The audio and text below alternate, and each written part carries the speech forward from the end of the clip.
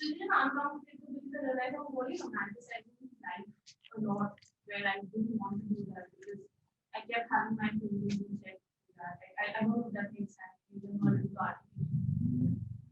Yeah. Okay. The film is about interpretation. Yeah, that's right. That's right. So, like, I really don't know how to answer both of this. I just share what was going on. Yeah. This was made almost like 7 years back, 2015. Yes. So Dutch, who conceptualized this word. So he's always fond about the invisible mechanics that makes us second. So we are all privileged. There is consumerism. We use products and we discard it, but we don't know what happens, where it goes, what is the medium through which it goes, who are these people that collect all these waste and all those things. So that was the constant thought that he had in mind. That there's a life for these people also. They are, they are probably not part of the society, so to say, of that we are more privileged. So he wanted to follow that and understand that mechanics of the city. So it's just looking at the city from a different lens. So we, in this neighborhood, he just, came across this person, Mukam Singh. Yeah. So he had this particular voice, so I think that's what got attracted to us. We started following him, and he got comfortable and he allowed us in his life. That's how, for us, it was not voyeuristic in that sense, but we had a certain comfort relationship with where he had allowed us in his home.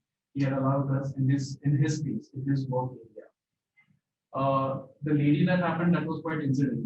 I mean, like so it just happened. Right? We were also learning in the process, and she knew that the camera was there, but she was trying to avoid it. That lady was trying to avoid it, but she couldn't hold it for long. At the end, then she did ask you, "What are you guys doing?" And then she had this, particular thought. You're following him. Yeah, so there was a person. Yeah. Yeah. So I think that was the moment that this is the moment. This is what we have been living in that bubble. We have been living behind those doors. We have been living in that bubble. But the moment she asked that question, we following him, and we were like, that's our home. Can I actually also just pose this question to the other students here? Because as students and across all the films, if we look at it, we find that there's this constant entering into people's personal spaces. And I know that as documentary filmmakers, we are taught how to negotiate that. So any reflections from the others among all of you, talk about how you negotiate that and what are the kind of principles around which you are meant to do this, negotiate. How do you kind of reflect on it? Anybody? Vasuki, you're trying to say something? You're going to unmute. Yeah. Yeah, no, I was also just trying to unmute myself. No, that's definitely a very pertinent question that bothers us a lot of times, because not only it's intrusion, but then there's also representation, which is a huge responsibility. And I think in our film, we actually, I think, try to, so even like looking through the fence, right? So we're actually, in a way, focusing more on the distance and the hesitation to intrude into other people's spaces. So yeah, I think one has to be very, very careful. Constant sense of consent. I think it's very important. It's important to have the people into the narrative, let them into the process of what you're filming, what is the lens that you're framing them in terms of your narrative. So yeah, I don't think there's one ethically correct way to solve that question. But yeah, we just try to navigate being aware of the kind of responsibility we have. Thank you. Anybody else would like to say? Just to add to whatever Vasuki was saying, it's also, I mean, when you're making something which is so close to you and personal in that sense, you're building a relationship as you're filming, and you're building a relationship navigating with through the space and with people around. So there's a kind of relationship which dictates the kind of framing and the kind of film and the kind of story and everything, the way in which it kind of journeys into a film, right? So it's not, um whatever there is on the screen, it comes on the frame. It's quite tactile. You can feel a person uncomfortable, you can feel a person getting comfortable, you can feel a comfortable person, you can feel all these things while you're shooting. So as you build relationships, your film gets made in that process, actually. So one, there is personal space, and then you approach that, and then you negotiate that, and then you come to something from there, and that all of that is part of the film, in terms of just how you realize the film and how you are able to give it form. Because this is just essentially, it's you have an idea, and that idea is not, and I don't know if Malika and Vasuki and others will agree to this or not. But the thing is that you have an idea, and then you have a film, and those two things are quite separate. You know, that idea is just to begin with, and the film is what you end up with. So you have to kind of be aware and keep journeying through that, and not be kind of stubborn with what you began or what you have or what, so the documentary practice in itself is about recognizing what the image is now telling you. So we have a script, and then we dump that script, and then we go into another script, then we dump that script, and then we make another script, and then finally the film starts to tell us what the film is, and then that's how the film comes out.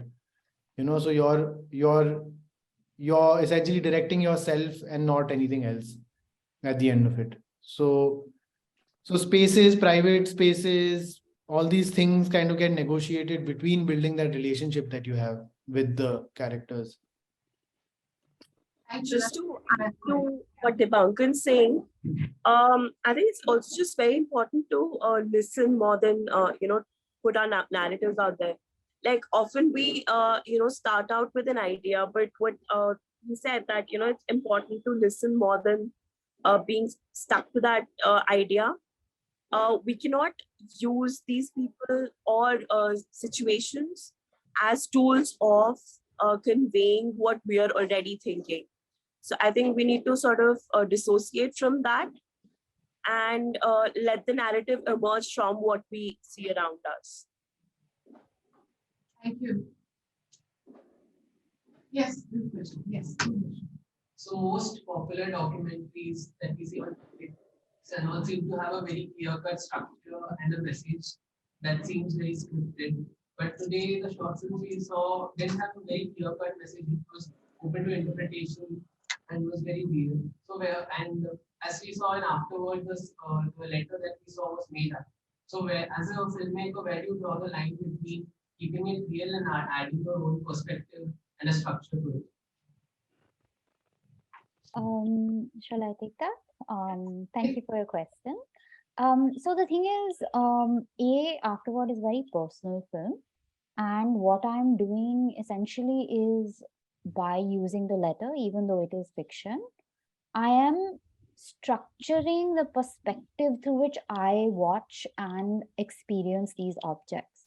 Now, the thing is, what we think of in terms of documentary, in terms of its history and reference to the idea of a document and what that document means. Part of what our approach entails is that there is no one truth or one perspective necessarily. Like everyone who watches a film takes away something different from it depending on their experiences. So what I am showing to you is my experience of a space. And the way I was imagining stories sort of unfolding.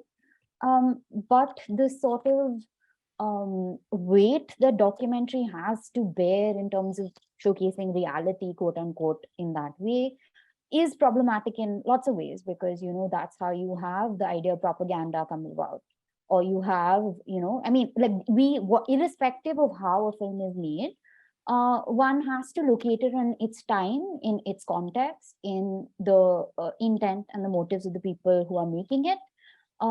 So obviously, I mean, I think the idea is to kind of complicate how we watch films and how we make films. And I mean, some films will have a message. Some films will be obtuse in their messaging. Some people may have subtext that they are putting in their film. So obviously, I mean, if I were to talk about why I made my film and what my film's message is, I would say that I envisioned it as an argument against obsolescence. So all my research and the way I was thinking about the form and the way I was thinking about making the film was to kind of think about how can I think about value and the value we give to objects or people or memories, and make people question why we give value to certain things and how that value changes in different contexts. I don't know if that answers your question, but in terms of intent, that's sort of where my film is coming from. And I mean, documentary is also so diverse. I mean, if you think about the way, I mean, of course, certain documentaries are more popular for certain reasons, or there's a popular imagination around documentary. But I mean, one has to question, and what one is trying to do is question what documentary means to each one of us. If I could add something to that, just what Malika was saying. I mean, reality and the question of reality itself, I think briefly Malika also spoke about it, but the question of reality is in itself a little bit of a situation, because what you will take back tonight and what the person sitting next to you will take back from tonight, and everybody will have their own version of the night. So then it will become quite complicated to say that this was what the night was, right? So in that sense, I mean, all the documentaries and all that we are trying to do here is to explore where we and where the reality and where all of it kind of mixes up and becomes quite one of the other. Yeah. So, first of all, wonderful effort, and I appreciate our students who began the career with this documentary. And two things that I observed in your films are that one is that you have given life to objects and given relationships to objects. So that's beautiful. And you also captured everyday life. And in more than two films, I feel that you have captured everyday life without interpreting or giving words to that. On the other hand, I could also see that you try to bring your own interpretations, say to take afterwards. But if you take the looking to the fence, or when we look at the fence itself, which we in our ordinary life cannot try to see whether there was a meaning to it, and you have beautifully captured them. Now, my two questions that I have is that how do you negotiate between metaphors and everyday life? That because you were I found that you were struggling to bring that to the forefront. And second is that what was your most difficult moment in storytelling when we take these movies? Okay, who wants to go first? Is that targeted to a particular person? No, Yeah, it's to all of you. Ivankan, you want to go first? You have to unmute yourself. I didn't. Can you summarize the question there? So basically, I was trying to see how did you negotiate between metaphors and reality of everyday life? That is one. And second is, what was the most difficult moment for you to tell the story in storytelling? Did you get it? What was the most difficult moment to tell the story? What was the most difficult moment I didn't. in telling your story? And how did you negotiate the metaphors?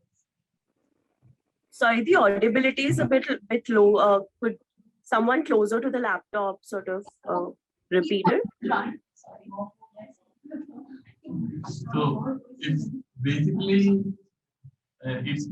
how did you negotiate between a metaphor and everyday life moment? Oh, No, that That's okay. That's okay. and second is that in your storytelling, in each one of your this filmmaking moment, which was your most difficult moment to tell a particular story or to give shape to it in a different way? Yeah, am I clear?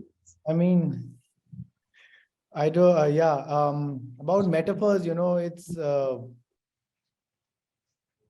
there are times when you have these ideas in your head and you're kind of tying them together with reality, and you see them one and together, but quite quickly when it's part of the film, it slaps you in the face. A simple movement is just that simple movement. Like maybe Tarkovsky at some point said that a black cat crossing the road is just simply a black cat crossing a road. It's not much more or anything that one is evoking, which is actually there. So having understood this kind of a dilemma, you can keep making your metaphors, but um, really what's there in front of you in terms of there on screen is a very different thing. So only when you start to recognize what's really there in front of the screen do you start to kind of, because see, I don't know, like I'm sure everyone has a different process of making their films, and Malika and Vasuki would have a different process of how they went about it. But this film happened 5 days before the shooting. I kind of went to this place, and that's how I just began. And I had 3 more days to shoot. And in 8 days, this film was done in terms of wanting to do something here and having done with the shoot. So in 8 days, all of it was done. And then it was not about any metaphor or any idea or concept or theory that I had. It was about what was there and whether I was able to see it or not. And that was what documentary is: the ability to be able to see the thing for what it is and being present. Um, because you can try and twist and turn and do all kinds of things, but what speaks in the frame is what is there in the frame. So metaphors become a very, very, very long and very, it's much beyond, sometimes to kind of, yeah, if anyone else like to. Yeah, no, I think I differ from Debankan on this. I mean, as a personal process. So I think for us, we spend a lot of time on the research, and by research, it's not just the spatial research of it, but also just spending a lot of times with your own thoughts and sort of sifting through them and understanding and sort of filtering your own gaze. What is it that you really want to convey, and what is it that you're really gathering from the spaces around you? And somehow, I'm not quite sure how that happens. But the more time you spend with your own thoughts and what you want to focus on, they find a way into your camera language. They will find a way of seeping into your frames. And they just catch your attention somehow. Automatically, you lens things in a certain way. They'll shape your tonality in a certain way. Like the same content, I feel, can have very different tonalities, but it is, I think, the time we spend in our research just with our own thoughts and re-looking at our footage again and again and re-looking at our edits again and again, that a film shapes up and somehow conveys what we've been the somehow conveys the mindscape that we've been surrounded with. What happens is during the process of the entire filmmaking process, from your research to your shoot to your edit, there's a certain subconscious that is being developed because you're so much into your topic, you're so much into your subject, into your character, that unknowingly through that subconscious you frame it in a certain way. So you use camera as a language. You take a decision of what to shoot, what not to shoot. So there's an automatically a framing that happens, which is a subconscious, somewhere guiding you.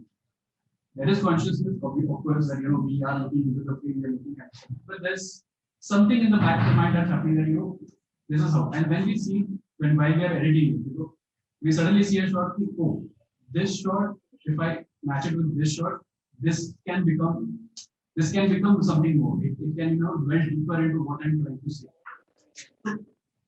Maybe it's not much of a conscious decision of to put metaphors. It happens because you're so much into that process. You know what you want to say. Maybe you don't have the words there itself, but your subconscious is guiding you through the lenses, through the sound that you use on the edit table. I think that's how the entire process of metaphor may happen. Yes. That's one way to approach it. Thank you so much. Thank you. So, show your face. I'm telling Karishma to show her face. Karishma is from ArtnCharlie. Thanks all. Thank you so much, all of you. Thank you to the audience. Thank you to ArtnCharlie. Aisha, you need to show your face. Who has given us this venue, and we hope this is a beginning to more such screenings and having people come to more such events. ArtnCharlie has a lot of other events, so do follow them, do follow us on the club, and we hope to see you again. Do leave any comments or thoughts in the club diary. And like I said earlier, some of you might have missed it. We have an online portal called drlive.blogspot.com, so you can watch films online. Thank you to all of you filmmakers for being Thank you. here and Thank you all for being there. Thank you for screening our film. Thank you for watching our films. Thank you. I'm going to take a screenshot. Just stay. We'll just kind of take a screenshot. Try to see how we can. Yeah, come into the screen. I'll send you. No, We'll take a picture. You will take a screenshot. Krishna, you're the okay, that's fine. I should. Okay, we can stand up. We edit it in the special. Yes. China will take. Thank you so much. Okay, thank you.